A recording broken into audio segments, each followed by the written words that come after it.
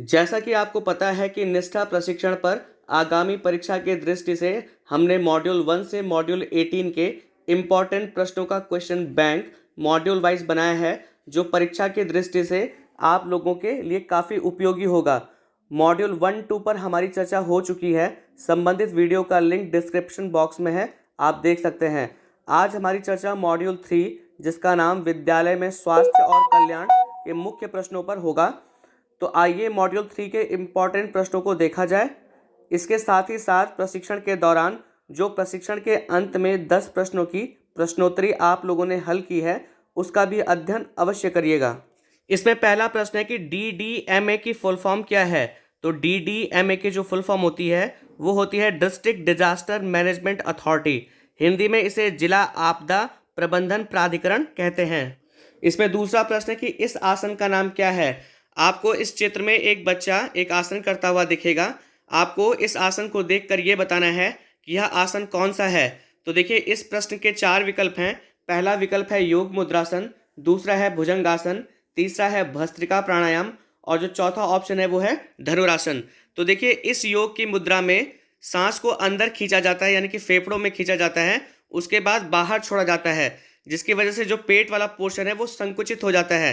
तो यह जो आसन है वो भस्त्रिका प्राणायाम है, या ये जो प्राणायाम है वो भस्त्रिका प्राणायाम है, इसलिए तीसरा ऑप्शन सही होगा। इसमें अगला प्रश्न है, क्या योग को प्राथमिक स्तर पर शुरू किया जाना चाहिए।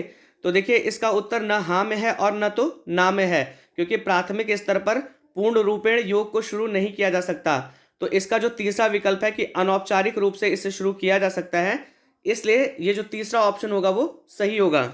इसमें अगला प्रश्न है कि जीवन के विभिन्न चरण कौन कौन से हैं। तो इसके जो विकल्प हैं, जैसे पहला विकल्प है शैशवावस्था, बाल्यावस्था, दूसरा किशोरावस्था, वयस्कता, तीसरा जो ऑप्शन है वह है वृद्धावस्था। तो ये सारे ही जीवन के विभिन्न चरण हैं, इसलिए जो अंतिम विकल्प है उपरोक्त सभी ये सही होगा। फिर से आपको एक चित्र दिख रहा होगा और प्रश्न ये है कि यह आसन कौन सा है। तो इसके भी 4 विकल्प हैं। यहाँ पर देखिए, जो पहला विकल्प है वो है धनुरासन, दूसरा जो विकल्प है वो है अर्ध हलासन, तीसरा जो ऑप्शन है वो है भुजंगासन और जो अंतिम विकल्प है वो है अनुलोम विलोम प्राणायाम। तो देखिए, इसमें जो ये पोजीशन है, यानी कि योग की ये जो मुद्रा है वो धनुरासन की है, इसलिए जो पहला ऑप्शन होगा वो सही होगा।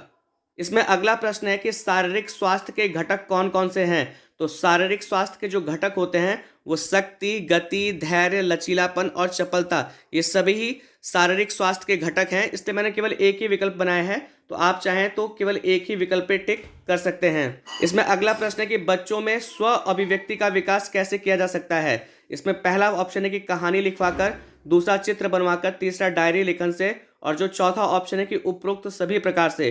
तो उपरोक्त जो सभी विकल्प हैं, सभी प्रकार से बच्चों में स्व अभिव्यक्ति का विकास किया जा सकता है, इसलिए जो अंतिम विकल्प होगा कि उपरोक्त सभी प्रकार से ये सही होगा। इसमें अगला प्रश्न है कि यम और नियम के अंतर्गत यम के कितने सिद्धांत हैं। तो देखिए, यम के 5 सिद्धांत होते हैं, इसलिए जो तीसरा विकल्प होगा वो सही होगा। अब आइए हम आपको यम के अंतर्गत जो सिद्धांत है वो बताते हैं। इसमें पहला होता है अहिंसा, दूसरा होता है सत्य, तीसरा होता है अस्तेय यानी कि ईमानदारी, इसमें अगला होता है ब्रह्मचर्य यानी कि संयम, और अंतिम होता है अपरिग्रह यानी कि समभाव। फिर आगे एक और प्रश्न है, ये भी आसन ही वाला प्रश्न है कि इस आसन को पहचानो। तो देखिए, इसके भी 4 विकल्प हैं। यहाँ पर देखिए, पहला जो विकल्प है वो है योग मुद्रासन, दूसरा है धनुरासन, तीसरा है भस्त्रिका प्राणायाम और जो चौथा ऑप्शन है वो है भुजंगासन। तो देखिए, ये जो स्थिति है आसन की वो भुजंगासन की है, इसलिए जो अंतिम विकल्प होगा वो सही होगा। इसमें अगला प्रश्न है, क्या सभी बच्चों के पास अलग अलग अद्वितीय कौशल होते हैं। तो बिल्कुल सही बात है, सभी बच्चों में अपनी एक क्वालिटी होती है, एक अद्वितीय कौशल होता है। तो इसका जो उत्तर हाँ में होगा, यानी कि आपको हाँ और ना में ही उत्तर देना है, तो इसका जो पहला विकल्प है हाँ, ये सही होगा। इसमें अगला प्रश्न है कि सकारात्मक संबंध बनाए रखने के लिए आवश्यक है। पहला ऑप्शन है आत्मविश्वास, दूसरा है मुखरता, तीसरा उपरोक्त दोनों और जो अंतिम विकल्प है इनमें से कोई नहीं। तो आत्मविश्वास और मुखरता दोनों ही सकारात्मक संबंध बनाए रखने के लिए आवश्यक है, इसलिए जो तीसरा ऑप्शन होगा उपरोक्त दोनों ये सही होगा। इसमें अगला प्रश्न है कि यम और नियम के अंतर्गत नियम के कितने सिद्धांत हैं। हमने ऊपर आपको यम के सिद्धांत बताए और नीचे पूछा गया कि नियम के कितने सिद्धांत हैं। तो नियम के भी 5 सिद्धांत होते हैं। अब आइए हम आपको बताते हैं कि ये नियम के अंतर्गत जो 5 सिद्धांत हैं वो कौन कौन से हैं। तो इसमें पहले होता है शौच यानी कि स्वच्छता, दूसरा होता है संतोष यानी कि संतुष्टि, तीसरा होता है तपस, चौथा होता है स्वाध्याय यानी कि अच्छे साहित्य का अध्ययन और स्वयं के बारे में जानना। इसमें अगला होता है ईश्वर प्रणिधान यानी कि सर्वोच्च पद के लिए समर्पण। इसमें अगला प्रश्न है, क्या सभी बच्चे भावनाओं को शब्दों में व्यक्त कर सकते हैं? तो ये जरूरी नहीं है कि सभी बच्चे भावनाओं को शब्दों में व्यक्त कर सकें, तो इसका जो उत्तर होगा वो नहीं में होगा। इसमें अगला प्रश्न है कि योग में कौन कौन से अभ्यास शामिल हैं? तो योग में यम, नियम, आसन, प्राणायाम, प्रत्याहार, क्रिया, मुद्रा, वध, धारणा और ध्यान शामिल हैं। ऊपर यम और नियम के सिद्धांत पर आधारित प्रश्न था, तो ये जो यम और नियम है ये योग के अभ्यास हैं। देखिए इसमें मैंने केवल एक ही विकल्प बनाया है, तो हम इसे टिक कर देंगे। इसमें अगला प्रश्न है कि मित्र, परिवार एवं शिक्षक की सकारात्मक प्रक्रिया मदद करती है, यानी कि बच्चे की किस तरह से मदद करती है मित्र, परिवार और शिक्षक। तो इसमें देखिए एक ही विकल्प मैंने रखा हुआ है कि खुद के बारे में अच्छा महसूस करने में, तो हम इसे टिक कर देते हैं। इसमें अगला प्रश्न है कि संतुलित आहार का मतलब क्या है? तो देखिए इसमें पहले, दूसरे, तीसरे विकल्प, सभी तीनों विकल्प चौथे विकल्प में समाहित हैं। यानी कि कहने का मतलब है कि जिस भोजन में उचित मात्रा में सभी पोषक तत्व शामिल हो, यानी कि प्रोटीन, विटामिन, वसा, कार्बोहाइड्रेट, खनिज लवण, जिस भी भोजन में ये उचित मात्रा में उपलब्ध होंगे वही संतुलित आहार होता है, इसलिए अंतिम विकल्प सही होगा। इसमें अगला प्रश्न है कि घरेलू हिंसा कहाँ अत्यधिक होती है? तो इसमें पहला विकल्प है गरीब परिवार में, दूसरा कुलीन परिवार में, तीसरा है ऊपर के दोनों, और जो चौथा विकल्प है कि इनमें से कोई नहीं। तो देखिए ऊपर के जो दोनों ऑप्शन है कि गरीब परिवार में और कुलीन परिवार में, ये दोनों ही सही हैं, इसलिए हम ऊपर के दोनों यानी कि तीसरे विकल्प को टिक कर देंगे। इसमें अगला प्रश्न है कि निम्नलिखित में प्राणायाम कौन सा है?